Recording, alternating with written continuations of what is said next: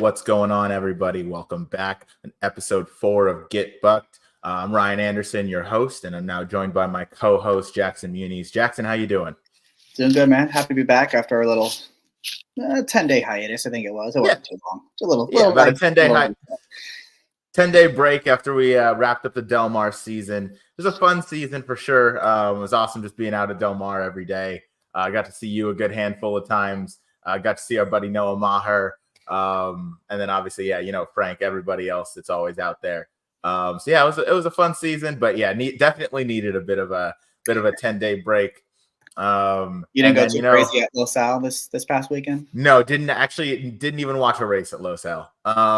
Didn't even watch a race. So we'll consider that a success. I watched one quarter horse race last night, but other than that, nothing to speak of. And, the break was going to continue. And then we had this wonderful weekend of Saturday at Woodbine with 4 grade ones that we're going to get into just to kind of recap. But so that interrupted the break just a little bit. And then obviously that pick 5 carryover at Bacqueduct that you and I had texted about, and it ended up chalking out pretty good. I think there was a price in the last leg though. Ended up paying about $1,500 for the pick 5, so that's not terrible considering the prices that came in. What about you? How was your break? How was your weekend? Weekend was good. I ended up working a lot on Saturday. We had one of our big cross country meets, so I kind of missed a lot of the action, which it ended up being a good thing because I wasn't that close with a lot of my opinions that day, especially with the Aqueduct pick 5. Would not have been anywhere near that whole sequence. And I think you said it paid $1,500, and there was 3 or 4 favorites in there. It might have paid even more. I feel like it might have paid 18 or 19. Whatever it was, it paid really well, and that kind of just shows the power of these big carryovers. You're going to get a lot more money back for if you are able to connect the dots. Absolutely, yeah. Those carryover days are always fun because even on a chalky day like it was, because you had it start out with the Chad Brown at 2-1 in the turf sprint that I think was like the second or the third leg. Yeah. You had chalk pretty much all the way through. There wasn't much of a price until that last leg. You got I think it was Eric Cancel. I saw Andy Serling, obviously the host at Naira. He hit the pick 5 and he gave out like a $72 ticket that obviously came back with a great ROI with it paying. I think you're right, actually $1,700 or something like that. But my opinions weren't that close either. I think I went like 3 out of 5 on that. Obviously missed the last leg, didn't use the Chad Brown turf sprinting because it's not what he wants to do, but that is what it is. We're on 2 other days, but only a couple tickets and a 10-day break. That's pretty good. That's pretty good for me. I don't know how you're feeling about that. Yeah, we won't talk about what happened on Sunday. We're just going to flush that day. Never happened, and we're going to move on. Absolutely. That day never happened. Without further ado, though, let's recap that awesome day over at Woodbine. I'll kind of let you take the lead because I know you had written an article about it within the money. Yeah, I did a full card analysis on Woodbine Mile Day. I was pretty excited for this. They had the four grade 1 races, a couple other greatest stakes in the undercard, and a bunch of big allowance and maiden field. So a lot of good betting opportunities. I don't know about you, but the performance that stands out the most to me was Full Count Felicia with Kazushi Kimura just opening up as far as he possibly could, and nobody could catch her. I mean, I'm looking at the chart right now. She was up 19 lengths at one point. 19 lengths against Moira and Fev Rover and a couple good Euros in that field, and they had no answer for her. It was crazy. Yeah. You don't see that very often. You don't. Certainly not successfully anyway. Like you'll see a runoff now and then, but you almost rarely see them hold on, let alone in a grade 1 against, as you mentioned, Moira, who was one of the top 3-year-olds a couple years ago in Canada. Obviously competed in the Breeders' Cup Turf last year, or maybe Phillies. Yeah, got third. I guess the Philly and Mare Turf. But you had Blue Rose Sen, who was an excellent Euro shipping over, whose numbers last year were wildly competitive and ran some good races this year. But you just had Full Count Felicia with Kazushi Kimura on board, just absolutely stole this thing on the front end. Highway robbery. Price was it 9-1? She paid 9-1 maybe? She was 7-1. 7-1. Okay. It's 1760. Yeah, insane. What a ride by Kimura to be able to pull that off, because that's one where if you're wrong, you're gonna hear it for sure. When you go 23 seconds on the 3/4 from the half to the 3/4 pole, you're gonna hear it for sure if you're wrong on that. And a grade 1, absolutely. But I mean, I wish more riders would do this, especially when you're priced like that, because we complain all the time about NYRA jockeys not being Mhm. aggressive enough. Mhm.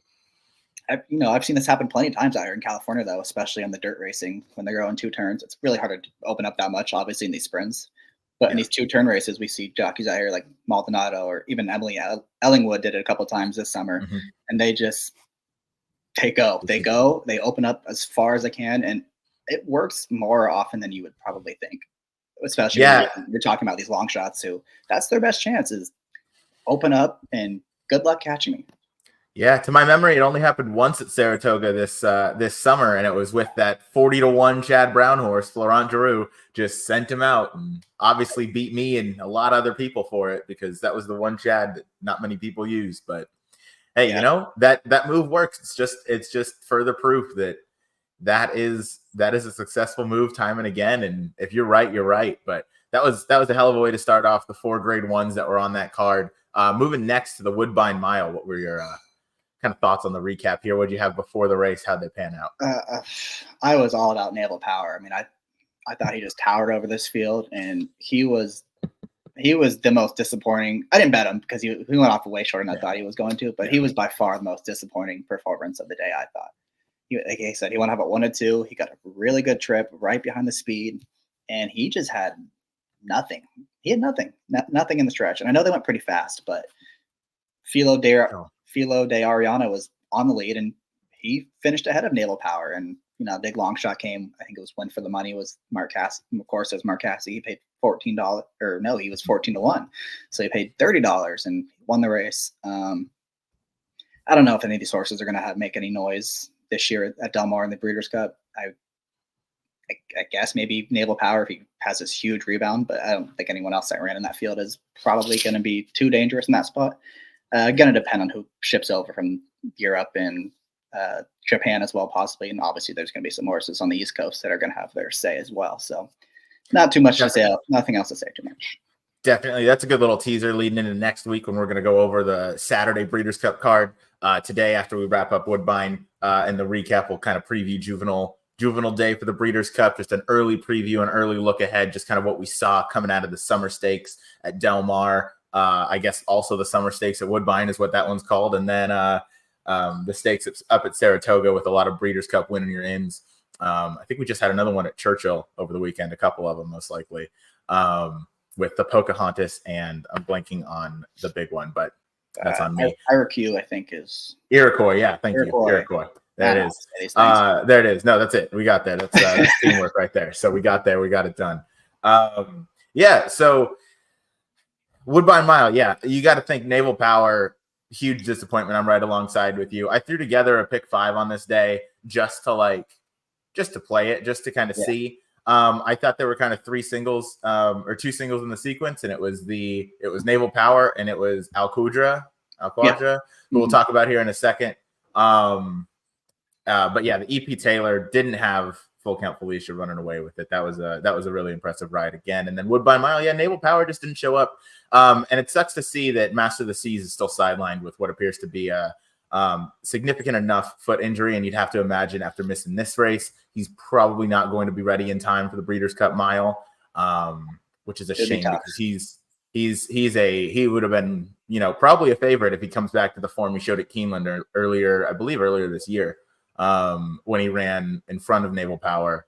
And then correct me if I'm wrong, he ran at Churchill, I believe. I don't think he won, but I think he ran at Churchill. I'm not remembering. I know he ran at Keeneland. I think he may have ran at Churchill. But speaking of Churchill, the form of that, oh my God, I can't remember the name. I think it was with the Woodford Reserve for a long time on the turf. Yeah. The race Naval Power ran in. $1 million race right before the Derby. It's been pretty bad. The horses have come back out of that race. Naval Power is one of them. He obviously was really flat. Program Trading I don't think did much running in Manhattan. Web Slinger won one race against a really bad turf field and then lost 2-5 last weekend. And I'm very busy on them very much. It's just not a very strong group of turf horses this year. It seems like on the United States side, especially after last year we had Up to the Mark, who was so good and was probably the best horse on the Breeders' Cup turf. in that race at Santa Anita last year. So got beat by probably the ride of the year and the race of the year Yeah. in that one. We'll get to that again next week, but with him coming back, you'd have to imagine to try and defend his title.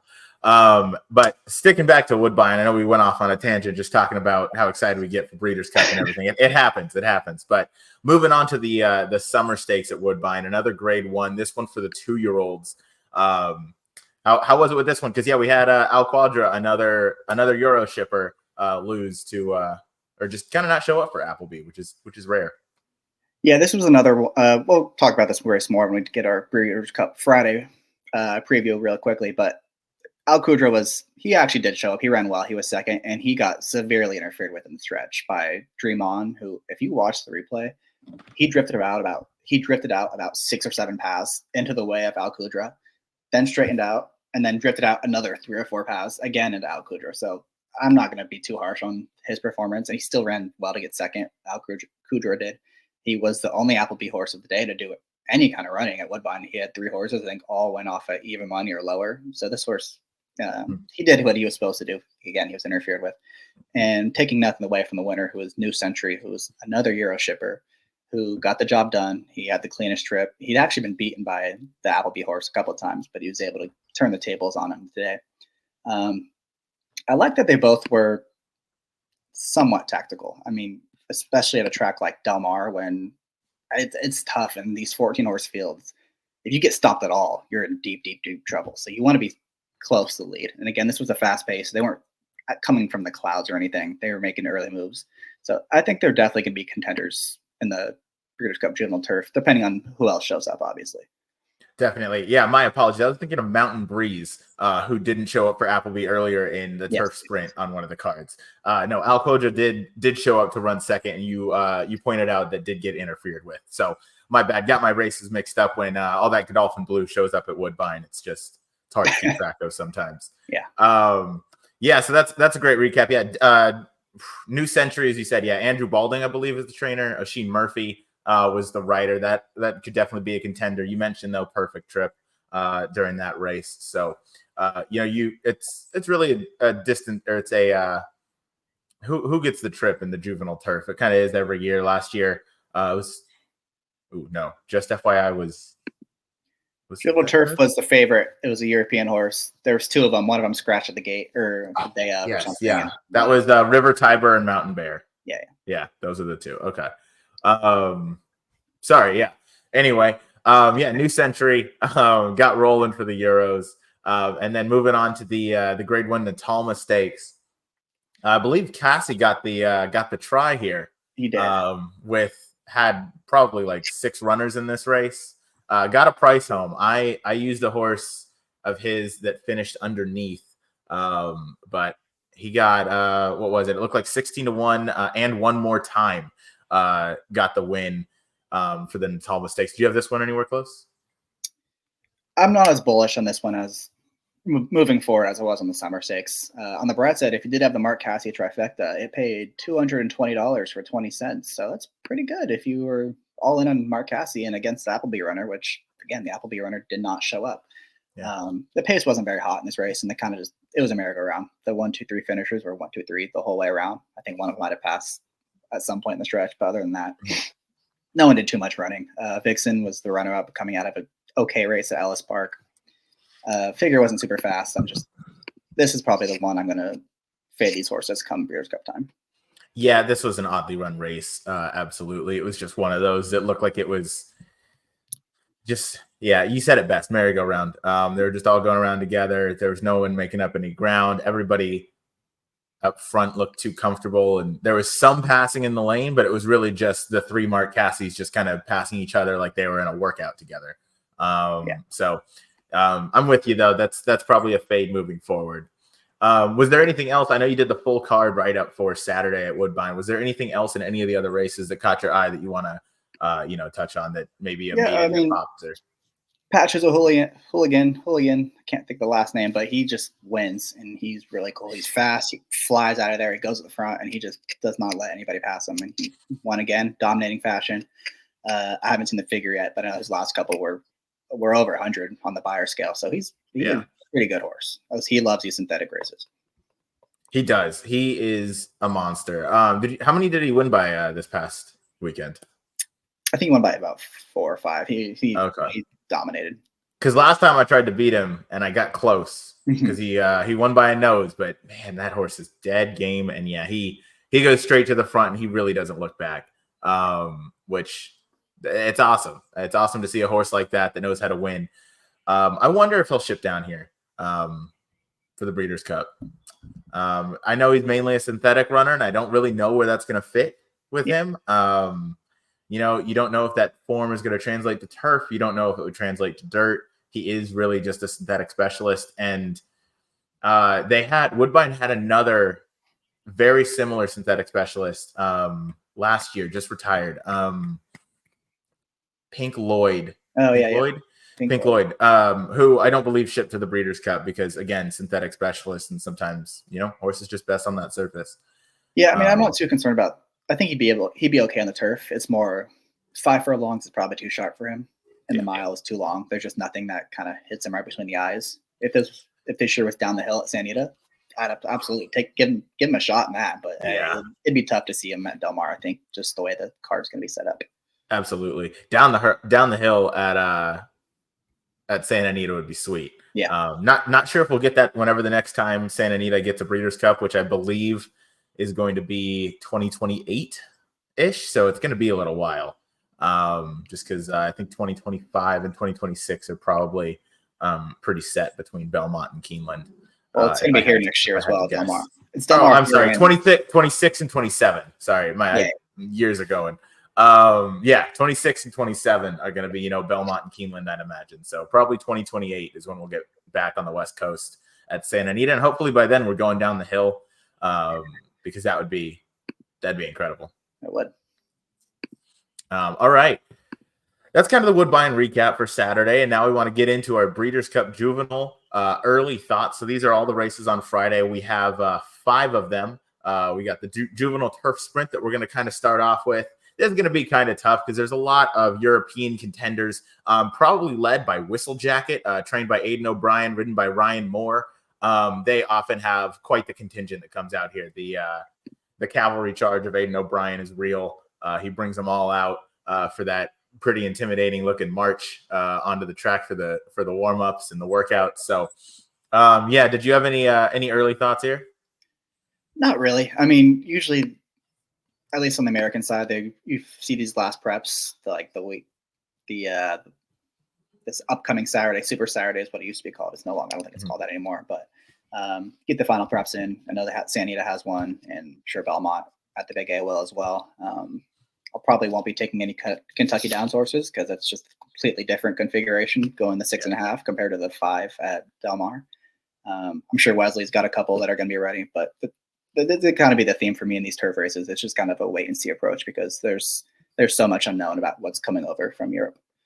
Definitely. A Euro to talk about. Again, I'll touch on Whistle Jacket, owned by Peter Brandt and company, but shareholder, trained by Carl Berg, ridden by James Doyle most recently, finished a not too impressive 9th overseas. But before that did win at Ascot, at Royal Ascot meeting. So that is certainly, something to keep an eye on, maybe coming over. It's one of those horses that just kind of fits out here. But Whistle Jacket, I would have to imagine, is going to be the favorite, comes over here. Already a grade 1 winner. Finished first in the grade 1 Sumbe Primorni. Over in Deauville on August 18th. Second in a grade 1 a few days before that, actually just 8 days prior on August 10th in the Keeneland Phoenix Stakes at the Curragh in a grade 1, and then finished first in a grade 2 earlier in July 11th at Newmarket. So already well-traveled in a young 2-year-old career, and obviously forced to be reckoned with when they come over. Got to look a little deeper. Obviously, we got to watch replays as we get closer and we find out, who's ready to ship over. But Whistle Jacket, I would have to imagine, has got to be one of the top contenders already. Yeah. And then you mentioned Wesley Ward's definitely going to have an entry or two, as he always does. And you'd have to think Mark Cassidy, with the year he's had with 2-year-olds, probably going to have 1 or 2 2-year-olds that are feeling ready to test their luck. I'll give a quick shout out to Governor Sam for, I think it's Rob Atras, who's won a couple stakes races, won at Monmouth, won at Colonial pretty impressively, and has the right style. Right, these sprints at Del Mar, you got to be fast out of the gate. If you don't have speed, you basically have no chance. And he's won on the lead, and he's won from just off of that inside outside trip, just hugging the rail throughout. So that's a horse that could be interesting come November. Absolutely, yeah. Well pointed out. All right, yeah, that's an early look at the Breeders' Cup Juvenile Turf Sprint. Again, we're pretty far out. We're about 6 weeks. That's 6 weeks out. So as we get closer, we'll obviously do a deeper dive, get a little more in depth with the look, but definitely want to just kind of go over our early thoughts as we transition into the Breeders' Cup Juvenile Turf. Obviously, this one on turf, we're going 2 turns. I believe they'll do a mile and a 16th at Del Mar, probably down out of the turf chute. This one again, I know usually a mile. Okay. We'll go a mile then, the juvenile turf. Thank you for the correction. I can almost never remember. So juvenile turf here. I'll let you touch on one because there is a runner that we were just talking about up at Woodbine that's probably going to be running here. Yeah, these are the 2 that came out of Woodbine with Alcudra and New Century. I think Alcudra is probably a little more tactical at this point, at least based on the times they face each other. And again, this race is going to largely depend on who comes over, and it largely depends on post position because they have these 14-horse cavalry charges into the first turn at Del Mar, and at Del Mar you have to save ground on the grass. So if you get these horses get hung out wide in the 14 posts, they're in very big trouble unless they have a tremendous turn of foot and they can just get to the rail and fly home. But Alcudra is probably the one I want coming out of that race. If New Century happens to be a much bigger price for some reason, then I'll probably transition to him, but still taking the wait and see approach. As far as the Americans go, I haven't really seen too much I'm like super interested in from the boys' side. And I just feel like for the juvenile turf races, the male side, you usually take the Euros, and the female side, the American horses typically have the advantage, at least historically. Again, I agree. Very different, but historically that's the case. No, I agree. And we'll get into the juvenile fillies turf where I do have an American as my top early choice. This one, I think an interesting American is Ironman Cal for Phil D'Amato, Little Red Feather. That's going to be the home track for this horse, which you got to take that into account. I'm pretty sure Barrios might get them out. Who knows? A 2-year-old probable that I see coming over from Japan, and it's always important to shout out the Japan shippers when we're over in Del Mar because they had a lot of success in 2021 when they shipped over. But Santono Carnival, 2 races and 2 wins for this 2-year-old. One obviously in the debut maiden, and then second start finished first in a Group 3 overseas in Japan. So hasn't raced since about mid-late July of this year. So maybe getting another prep in soon, and then going to ship over. You'd have to hope. Because that'd be a force to be reckoned with, one of those light horses where you don't really know where the next step is going to come from. All right. And now just like that, we'll transition into the juvenile fillies turf. What were your early thoughts on this one? Yeah, I have a few I'm kind of interested on the American side. Again, don't know who's coming over yet for the Europeans. I'm sure Appleby will have a couple. O'Brien probably have a couple. That'll be tough. But I guess we'll start on the West Coast, who I actually do think they have a turf horse who has a chance in thought process. I know we talked about her a couple weeks ago in the preview, and she did exactly what I thought she was going to do. She tucked in, was forward early, tucked on the rail, came outside, and just blew them away in the stretch, one going away. She's got the right style for these Del Mar turf races. She can get forward and be right behind the speed, save every inch of ground. She's not going to have too much traffic trouble because she is so tactical, and she's earned figures that are, typically pretty strong at this time of year. So again, a lot going to depend on who else ships over, but I think she's actually has a pretty good chance 7 or 6 weeks out, whatever we are. I certainly agree.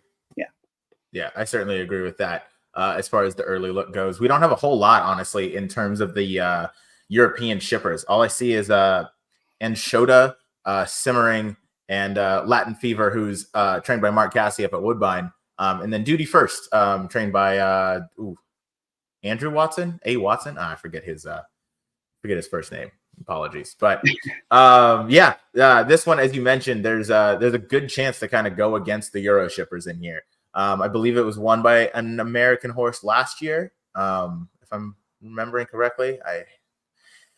It was Chad Brown trained him, right? Yes, it was Pratt. Yeah. Chad Brown, Justify horse. Can't think of the Just name. FYI. No, that's a dirt horse.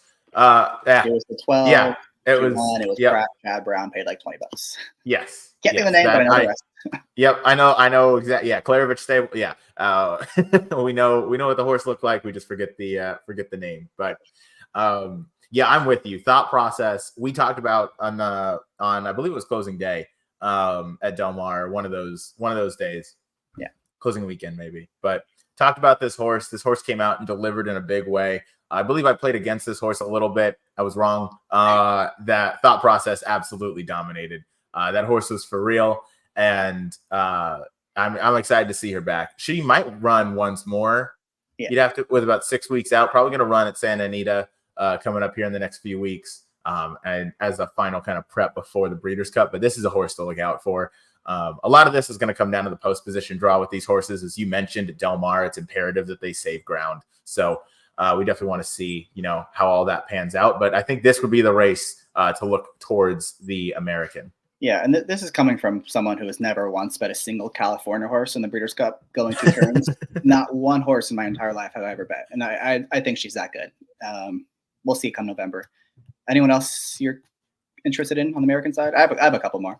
Yeah, go please. I'm really thought process, and that's all I got for right now. Yeah, go. I like Virgin Colada a lot for Chad Brown. I loved her debut at Saratoga, where the pace just completely held together, and she flew the final furlong and took off, got up by not much, but that was a productive race. Came back, had no trip against. It was totally justified. I think we said was the winner, and still ran a really good second. And what I liked the most was she showed a lot more tactical speed that day. Again, she's going to be more forward in the Breeders' Cup, hopefully, and she has that devastating turn of foot that you see a lot be successful at Del Mar. So, not sure if she's going to run again before, or if she's even targeting it. To be honest, I don't think I saw her on the list of 6 week out probables, but she's definitely one I'd want to be considering if she does show up. Absolutely. Totally Justified, to your point, was a horse for, I believe, Rusty Arnold. I want to say Manny Franco was aboard the last ride. Really took to turf coming from the dirt. Had a couple starts, I believe, on dirt, and then got onto turf and was just a totally different animal. Closed hard. I remember I had bet the John Ortiz trained horse ridden by Luis Saez in that race, who probably ran the best race because they weren't going super fast up front. Virgin Colada was closing in front of her. But Luis Saez gave my horse a ride. I forget the Quiet Side. I want to say, no, Quiet Side's a dirt sprinter. I forget. Anyway, I'm all over the place. My memory is not that great when it comes to anything over like a week ago.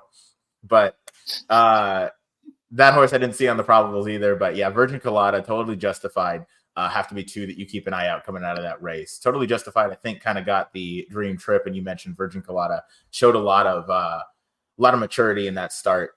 Showing tactical speed, still showing the ability to close, showing the ability to get in and out of traffic and do it maturely. So, yeah, that's definitely a horse to look out for if they point this way. And Chad Brown's going to have a couple runners. A few, yeah. One last one I'll give a quick shout out to is kill win for Rusty Arnold. Just won the other day at Kentucky Downs, won impressively from the back of the pack on a turf course that was very, very kind of speed throughout the meet. Made this big move late, got up by about half a length. Thought that was pretty impressive. She should continue to stretch out. Her debut was pretty good too, going way shorter than she probably prefers. She beat Vixen pretty handily. We saw Vixen run second, and then Atama last week. So looks like that was pretty good company she's been keeping. Absolutely. Do you have any thoughts of the horses that go straight from Kentucky Downs to the Breeders' Cup being like 0 for 36? Not really. I mean, no? I think it's just one of those weird I'm stats. gonna call it a fake stat because it's not a real. It could have some meaning, I guess, but if the right horse shows up in the right spot, that's all I really care about. I agree. A horse I'm kind of curious if is going to come to the Breeders' Cup, and obviously we'll talk about this for our Saturday show, but Porta Fortuna, I believe is the name, the horse that won at Kentucky Downs pretty impressively, dominating win. And then, obviously we'll get to that kind of next week. And then, obviously we'll touch on Cogburn then because that horse showed up at Kentucky Downs. We had a lot of really interesting and impressive winners out there for the horses that were, top end of their class. Did Porta Fortuna run at Kentucky Downs? I might have missed that. I thought she was running overseas. Maybe it wasn't Porta Fortuna. Frankie Dettori was on. It was like opening weekend. It was a number 6 horse. Maybe it wasn't Porta Fortuna. Yeah, Porta Fortuna just won. I'm pulling it up right now.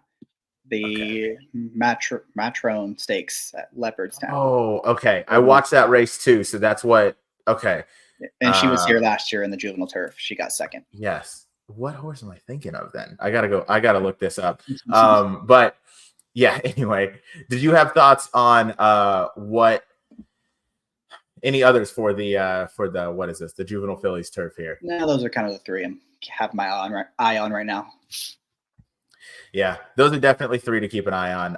I wouldn't talk you off of any of those. Again, we're pretty far out, so as we get closer, we will, keep it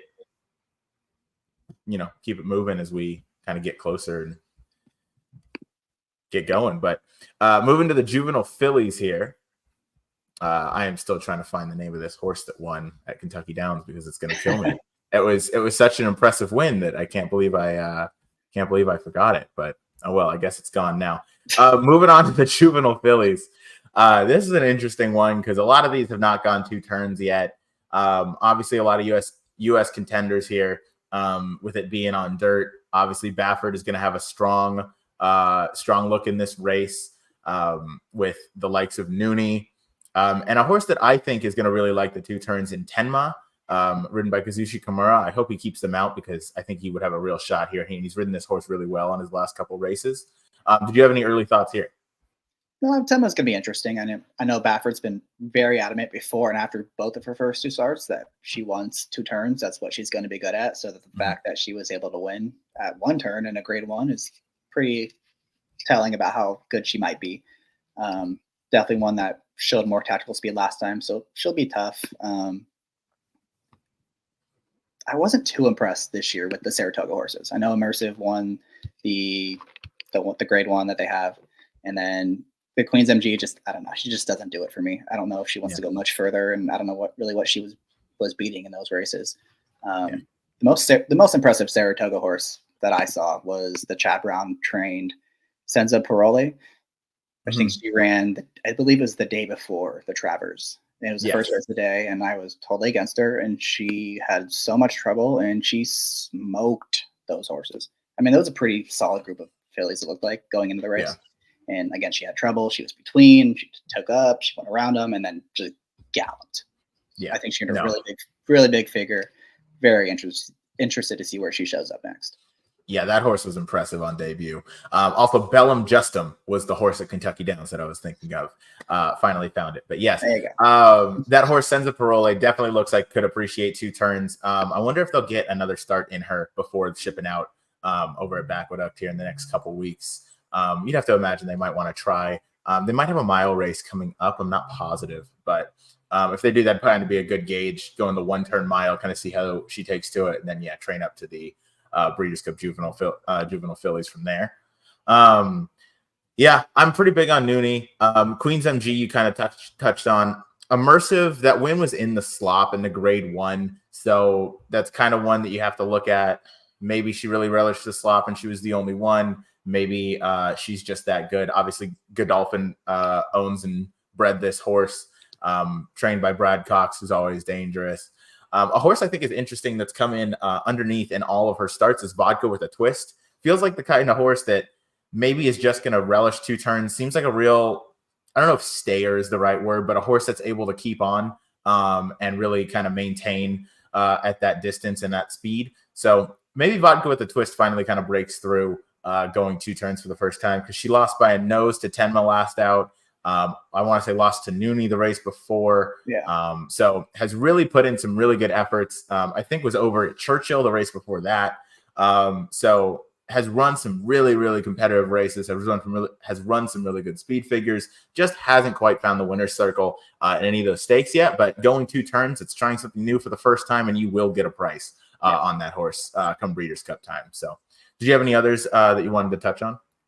Not really. Just going to kind of keep an open mind. I know a lot of these maiden breakers coming out of Del Mar and Saratoga will probably run in the final preps coming up in a couple weeks for this race. So going to see what happens in those races. But the Chad Brown horse is the one I'm really, really interested in seeing moving forward. Absolutely.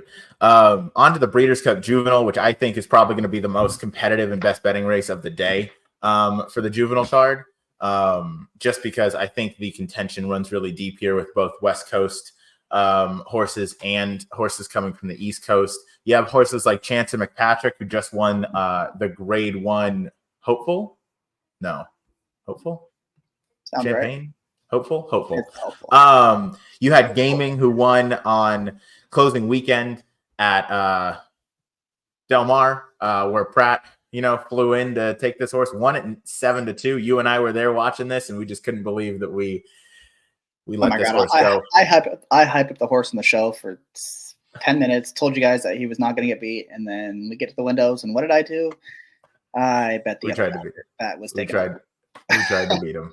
That was one where I think we looked too much. We saw the horses in the paddock. We were in there walking around. We saw him walk by the 7 just on his toes and looked ready. And then 7-2 on Pratt and Baffert. Yeah.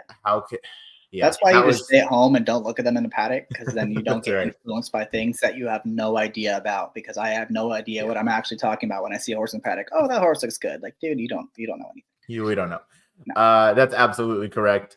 And then you have horses like Getaway Car, who was kind of disappointing for Baffert, finishing, I believe, 3rd in that same race that Gaming is coming out of. We have Sandman and Owen Almighty, who both came out of the same race this weekend, finishing. Owen Almighty finished 2nd, and Sandman finished. I'm not sure. Finished a little bit of ways, and then you had Jonathan's Way, who just came back, who I don't believe is on my contenders list right now, but is a horse that just won the Iroquois this past weekend in pretty dominating fashion. Went up to the front, looked absolutely wonderful in doing so. Debut at Saratoga. I bet this horse kind of had a little bit of trouble at the beginning, but managed to rally around the entire field and came and powered home. So definitely a horse to keep an eye on as he stretches out to 2 turns. What are your thoughts here in the juvenile? Yeah, I was impressed with Jonathan's Way this past weekend. He did try. He won this weekend doing something new, which is going straight to the front. Took pressure, shook him off, wasn't a problem. Won pretty easily in the end. And, that was at a mile going 1 turn. Mile 16th at Del Mar should be not an issue at all. Honestly, those mile races on the dirt, I think, are kind of they're really a race to the quarter pole, because no one really seems to pass anyone once they at the top of the stretch. Yeah. There's a Bradfree article a couple years back, right after the Breeders' Cup, that said since they've started running the fall meet at Del Mar, in 2-turn races, the horses that have been leading at the quarter pole have won. It was like 80% of the races in the fall meets in 7 or 8 years now. And you look at the Breeders' Cup last time, it's every single race that was won by the quarter pole. Even Marshall Rain at 70-1, who was right up on the pace and somehow found herself on the lead in the distaff. Yep. Nobody passed her. All the horses that were coming, no one went by her. So sometimes it really is just a race to the quarter pole, and if the horse is that fast, then he'll be tough. And he earned a big figure doing what he did on Saturday. So definitely want to keep an eye on. I'm kind of against Chancellor Fitzpatrick. What's his name? McPatrick. Yeah. I just think he's a bit up against the track. He's not very tactical. You don't see these horses winning too often at Del Mar, and he's just going to be up against it, I think, this far out. I'd be more interested in Ferocious, who had a really weird race in the same race. I think they said he ended up getting hurt, or he threw a shoe. He threw a shoe. Because he looked like he was done in the far turn, like he was going to run the track, and then he kind of just gathered himself and got second. I think he got second somehow. Yeah.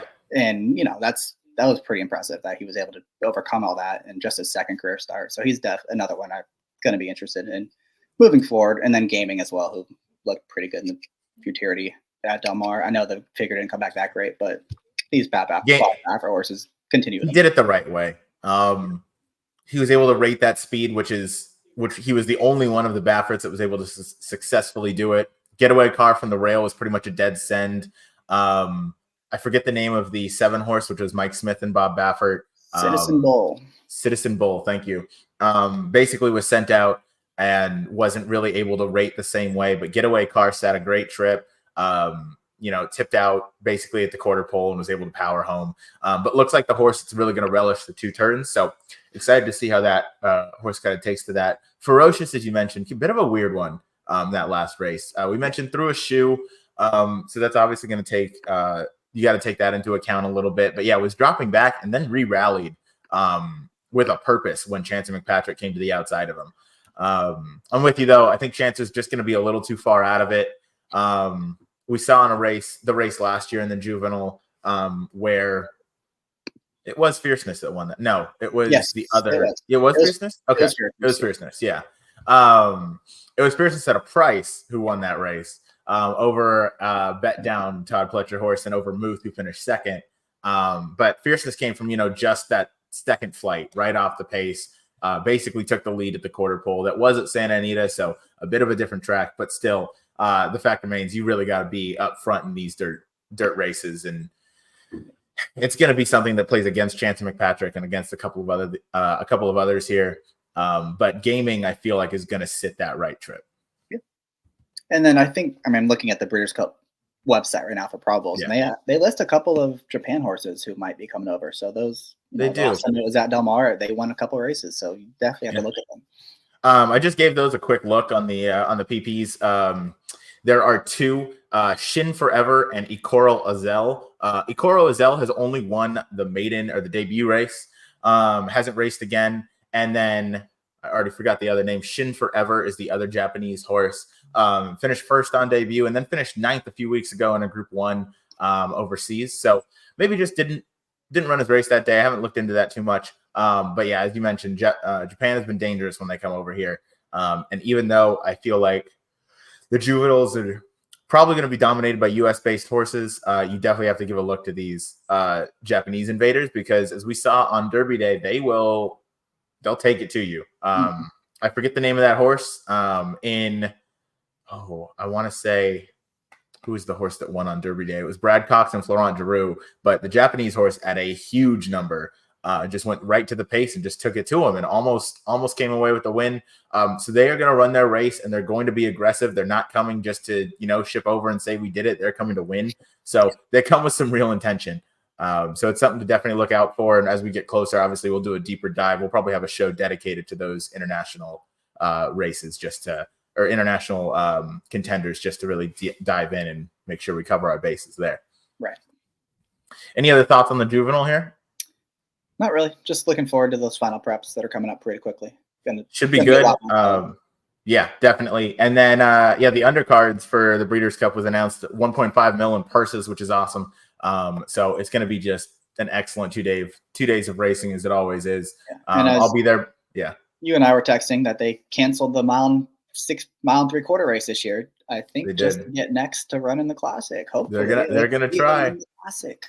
They're gonna try. It's gonna be interesting. I'm curious to see how that works out. If that works out, and if we can get next is gonna run this Saturday in the Greenwood Cup, I think. Drew posts 9 of 10. They got 10 runners to go in against next. Which is interesting. I don't either. I don't think they got that many for the Cotillion with Torpedo Anna.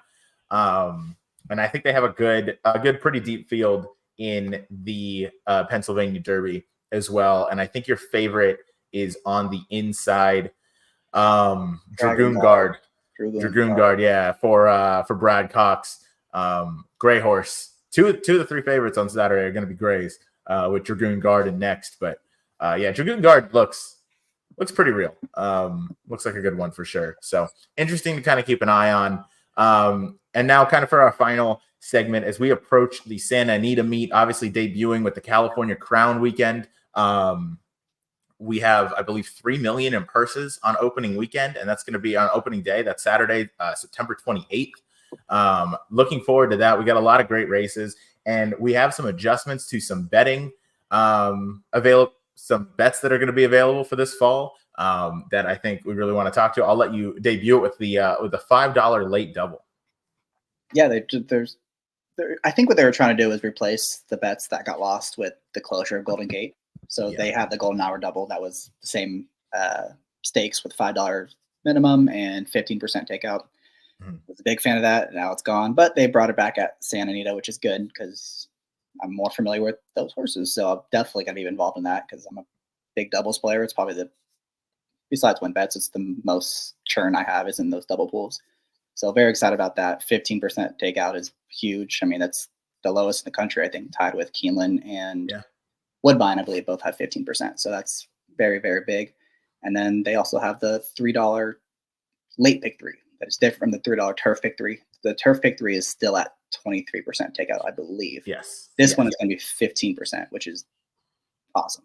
That's awesome. You're getting that's a big difference because one, the CAWs are already would not be playing it too much with the $3 minimum, but now that their takeout is even lower, their advantage is negated. They probably won't even play it, to be honest. So now you're taking, a third of the top third of the market is just not going to be in it anymore. So you're just going to get some crazy value in this bet. There absolutely is. That's a great point. And then also to touch on that, I believe the early late pick 5 and the coast to coast, if they still do that, I don't believe they're going to allow the CAWs into those pools anymore as well. I know we were talking before the show, definitely the coast to coast. And as I was looking, it looked like the early and late pick 5s were also included in that, which is also big because, that's those late odds clicks and those pools being diluted with that amount of money is definitely something that affects you and me, the average horse player. So it's good that, tracks are kind of taking notice of that or taking note of that and helping the everyday horse player as opposed to, doing things that benefit those huge syndicate elite type operations. They're going to get theirs. It's fine. They'll get theirs. They'll get theirs. Yeah. Something I'm really excited about being a big horizontals player, pick 6, pick 5 is the return of the $2 pick 6 at Santa Anita. This hasn't been at one of these two tracks since in 2019 when I first got into horse racing. It was the $2 at Del Mar. I think it was the last year before they went to the jackpot for a little bit, and obviously this year with the $1 pick 6 is fucking hard, but it's so much fun because you really have to be right and you really have to press your opinions because that ticket gets big quick. So with us finally getting this at the SoCal circuit, which you and I kind of call home, and it's or you and I definitely call home, and these are our two favorite tracks. I think safe to say, or definitely the tracks we feel most comfortable at. There's no place I'd rather kind of press a $2 pick 6 opinion than like Santa Anita and Del Mar. Probably Santa Anita over Del Mar at the moment, just because we know the track up at Santa Anita tends to play a little more fair. Del Mar, at least this summer, had a bit of a dirt bias going that kind of skewed some things when it shouldn't have, in my opinion. But looking up at Santa Anita for this fall meet, I'm really excited to get this $2 pick 6 underway. This is something that, like, on those 11 race days where you're able to play the early pick 5, which also has a pretty low takeout up at Santa Anita, and then you transition into this $2 pick 6 with races 6 through 11. That's something I really want to get involved in because that's going to be fun. It will, and this will definitely induce some more carryovers for sure. I know Del Mar was a little upset that there weren't more this summer. I think there's only 2, which is shocking to me. But opening weekend and closing weekend. Yeah, that's really surprising that there's only 2 of the whole meet. Yeah. But with the $2 minimum, there's going to be plenty of carryovers, even with somewhat smaller fields. But it doesn't matter. There's so many more people that are going to be out. We see it at Los Al all the time during their brief meets in late spring, early summer, and then in the one that is just going on right now. Like, they have the $2 pick 6, and that carries over a lot. And the average field size is between 5 and 7. Yeah, and that's only dirt, as you know, and it results in a lot of carryovers. So that's exactly what Santa Anita is going to want. That's going to help the churn. We're going to get some really big pools. Honestly, I'd be surprised if there wasn't. I'd be willing to bet that there are going to be more days with carryovers during this autumn meet than there will be without for this $2 pick 6. Definitely. And I probably should. Sorry, what? Oh, I was going to say it takes one horse in this sequence. Where in a pick 6, like the $1, it takes two pretty decent prices to get a carryover, and then the 20 cent, it's like you need 30 to 1s and 4 of the 6 legs just to be have a hope and a dream. But what were you going to say?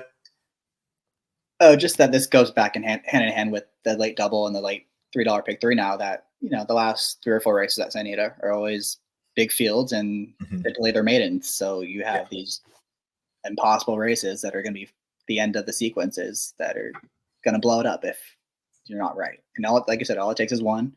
And again, back to the pick 3, like, you get one price in there. This thing is going to pay huge every single time. It's going to pay massive. It's going to pay massive, especially without the CAWs in there. And yeah, it's awesome because you typically are going to get 2 turf races in here.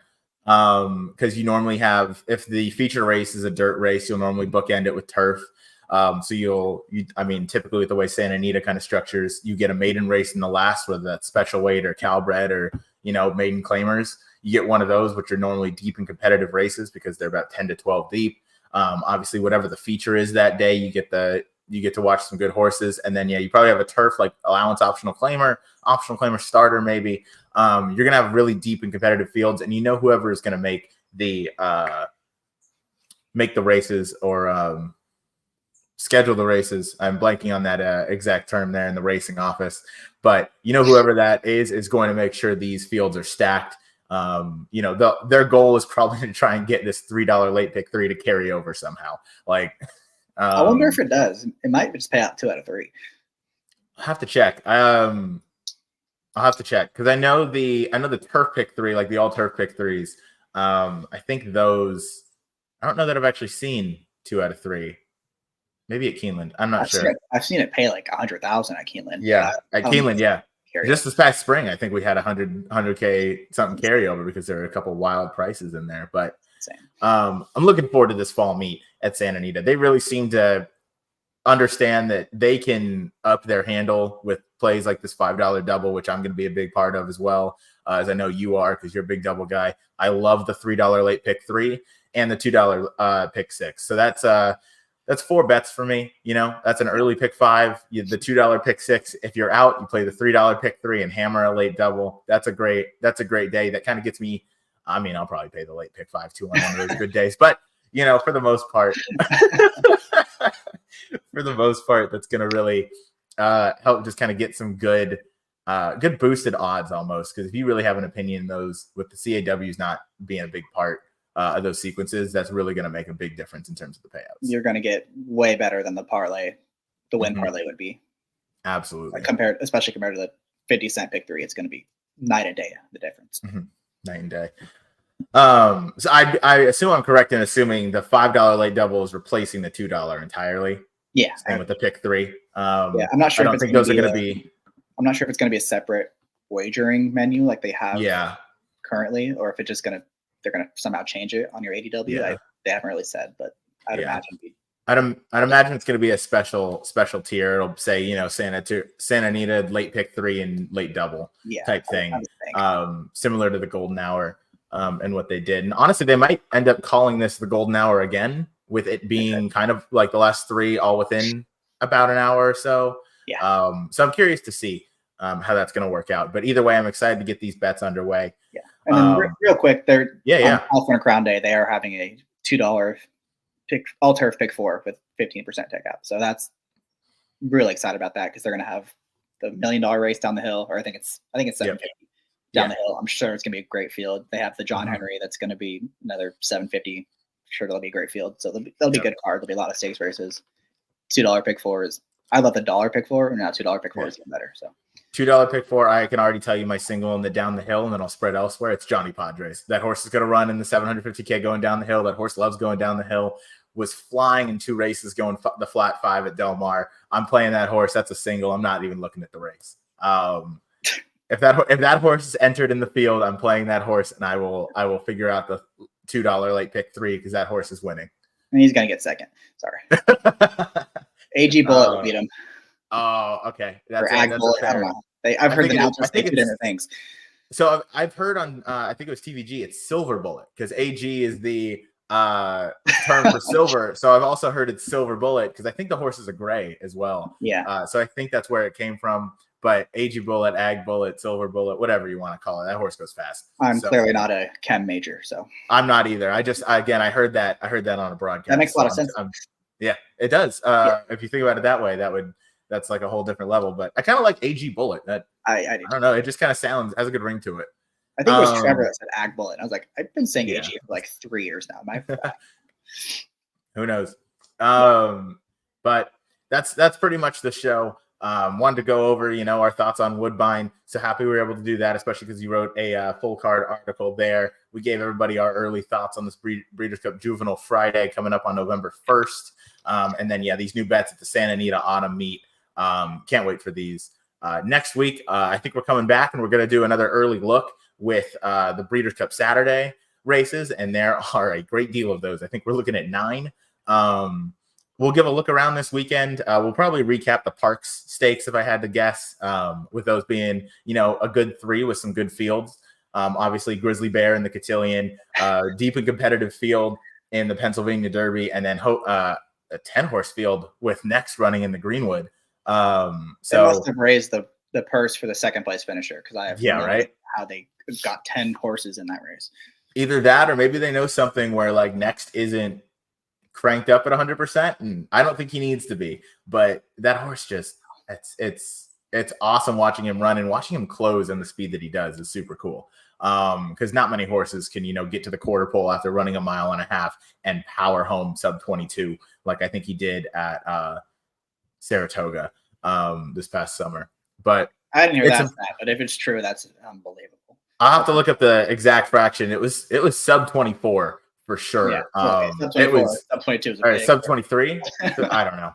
Again, I'll have to look. It was racehorse time. Yeah. And if he was able to replicate that at 10 furlongs, you're in with a real shot.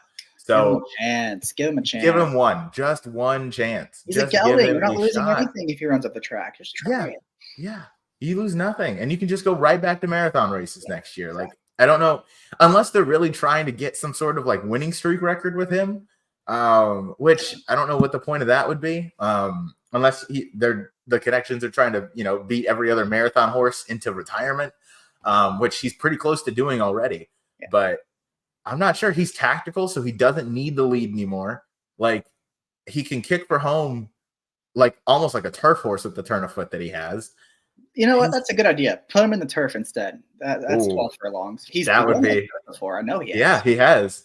He's won on the turf, and actually, they only found out he was a marathoner because the race got taken off, and it was a marathon race on the turf. I think it maybe 1.5 miles or 1 3/8 miles or something, and then he romped on dirt, and they're like, "Well, shit, we might have something here."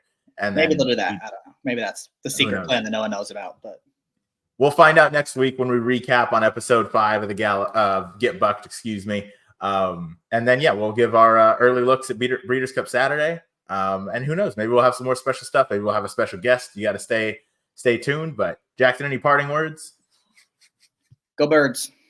Going to win the night. Oh, yeah. Eagles fan? All right. Go Browns, I guess. Yikes. But until next time, I'm Ryan. That's Jackson. We will see you. Thanks for joining.